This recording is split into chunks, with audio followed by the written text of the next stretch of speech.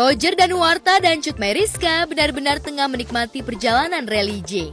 Pasangan pesinetron ini menjalani ibadah umroh ke Tanah Suci Mekah, membawa serta seluruh keluarga besar bahkan anaknya yang masih kecil. Ini umroh pertama ya? Yang bareng, iya bareng keluarga, benar-benar setelah menikah ini pertama kali waktu habis nikah. Baru kamu sendiri ya? Iya, kemarin itu aku sendiri, sekarang akhirnya bisa bareng sama keluarga.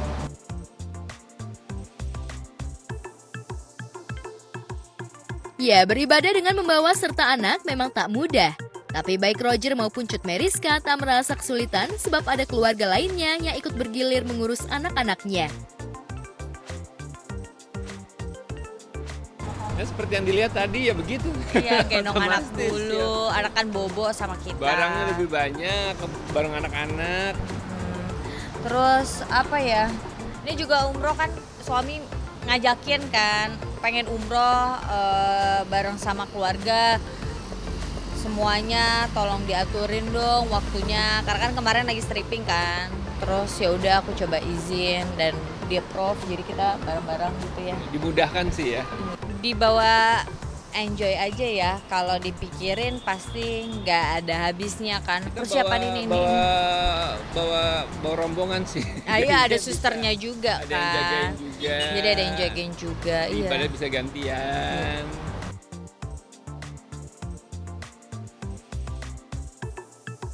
Untuk menyiasati kebosanan anak, Roger bahkan menyiapkan sejumlah mainan dan makanan untuk di sana.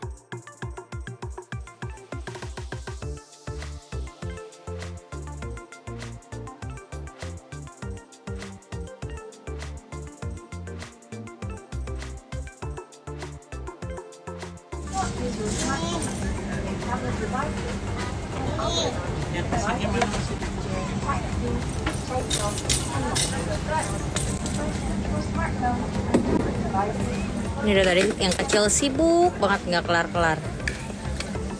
Aduh sibuk banget ya. Aduh. Akhirnya udah tidur juga yang satu ini. Tinggal ini belakang. Masih belum tidur.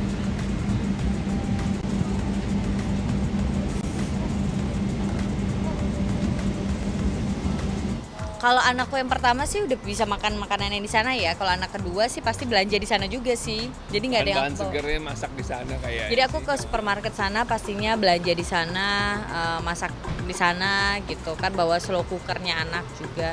Mainan buat di perjalanan. Iya mainan sih. Biar nggak bete.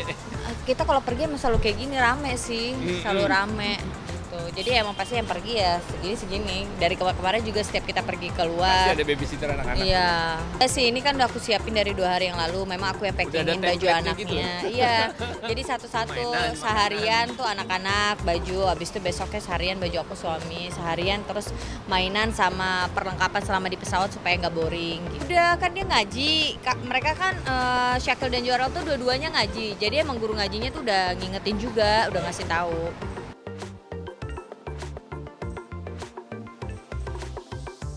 Roger dan Cut Meyriska merasakan pengalaman spiritual yang dalam sehingga hidupnya lebih tertata bahkan jauh dari kehidupan glamor layaknya identik dengan kehidupan para pesohor. Pastinya Diberi ya, kesehatan sekeluarga, diberi kemudahan semua langkah-langkah dan rencana kita. Terus bukakan pintu rezeki yang selebar-lebarnya. Ya. Kesehatan, jauhkan dari bahaya, dari godaan, dari cobaan. Dan semoga teman-teman yang pengen umroh ataupun haji juga dimudahkan sama Allah SWT. Amin. Buat teman-teman semuanya, mohon doanya ya, semoga dimudahkan, dilancarkan. Dan kita juga berdoa semoga teman-teman yang ingin beribadah umroh ataupun haji, semoga dimudahkan sama Allah SWT. Amin.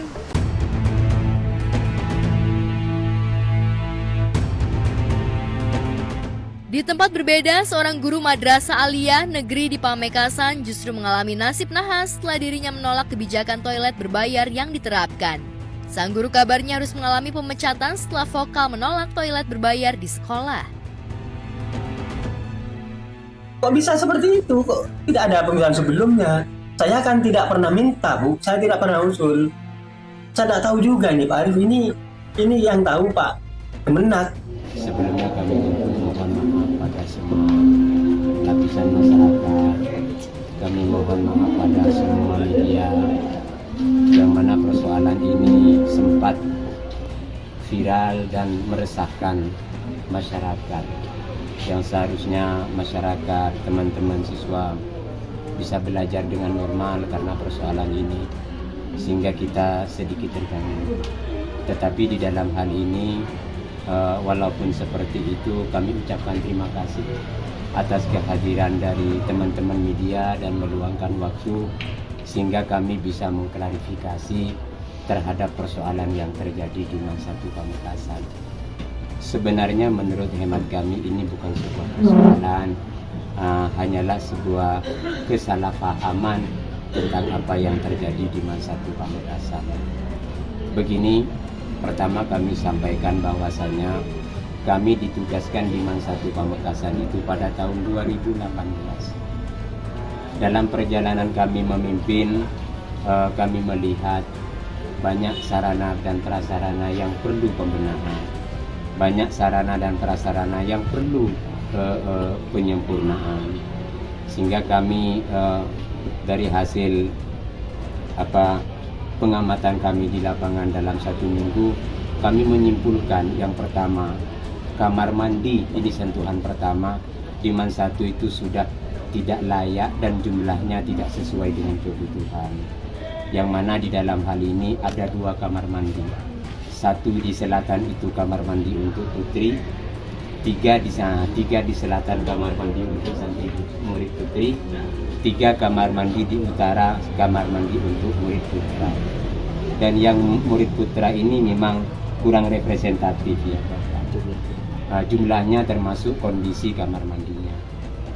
Dalam perjalanan kami memimpin di sini, rupanya kamar mandi itu ada sedikit masalah Pak. Yang pertama, kamar mandi sama anak-anak sering digunakan untuk tempat berlindung ketika jam pelajaran.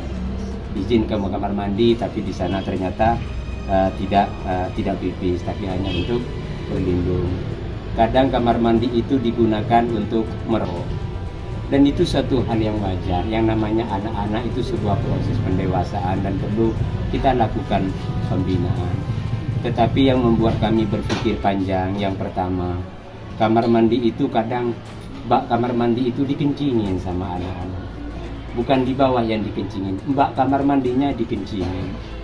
Kalau jam olahraga kadang dibuat mandi cebur ke dalam, sehingga airnya menjadi keruh, kadang baunya kurang sedap. Dan yang ketiga, kadang Pak Kebur mengisi kamar mandi, itu di bawah, keran yang di bawah itu kan keran keluar di bawah, kalau kita mencuci itu dibuka, sehingga ketika ngisi tidak pernah penuh, ternyata nggak ada airnya.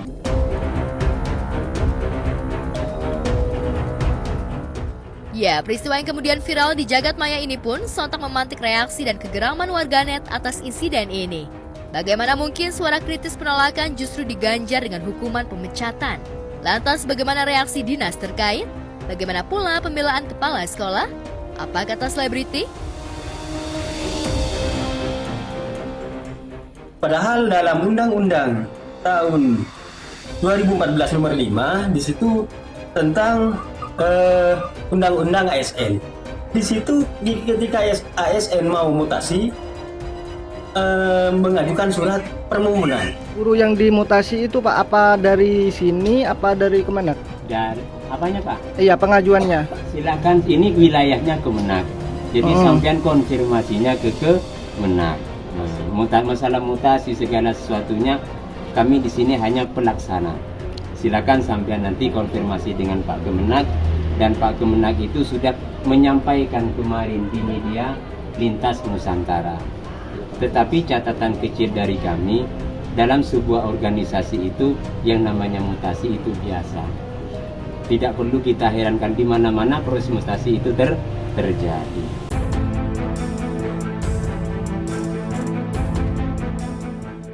Kejadian ini sejatinya tak boleh terulang.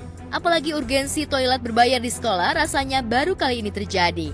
Maka wajar jika warganet geram hingga meminta balik agar kepala sekolah dipecat. Kadang mohon maaf, yang namanya anak-anak memang perlu sebuah pembelajaran, perlu sebuah pembinaan. Mereka melakukan kesalahan bukan karena mereka mau berbuat salah, karena mereka tidak mengerti apa yang mereka lakukan itu salah. Tugas kita adalah membimbing mereka ke arah yang lebih baik. Kemudian kamar mandi itu kadang, Pak Mas, itu buang air besar tidak disiram sama anak-anak. Bahkan kami yang menyiram itu, khusus laki-laki. Tapi kalau perempuan, yang namanya isu perempuan itu rata-rata tidak ada persoalan. Itu terjadi di tahun 2018, sehingga kumpul sama Waka bagaimana seandainya anak-anak di kamar mandi laki-laki, mohon maaf, di kamar mandi laki-laki untuk sementara berbayar Rp500. Nah, di jam pelajaran.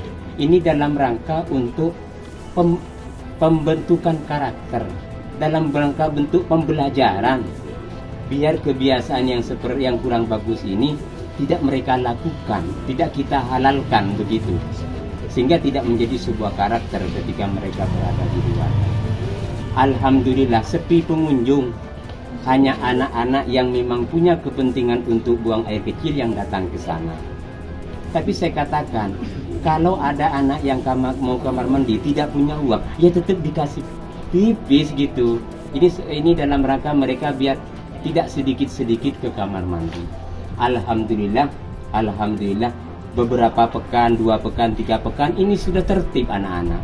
Sejak saat itu kami lepaskan itu, sudah tidak ada lagi yang berbayar. Dan hanya bukan lebih Pak, 2 pekan atau 3 pekan itu Pak. Dan dari hasil uang itu kami serahkan ke masjid sebagai bentuk amal jariahnya anak-anak. Semoga menjadi amalnya mereka.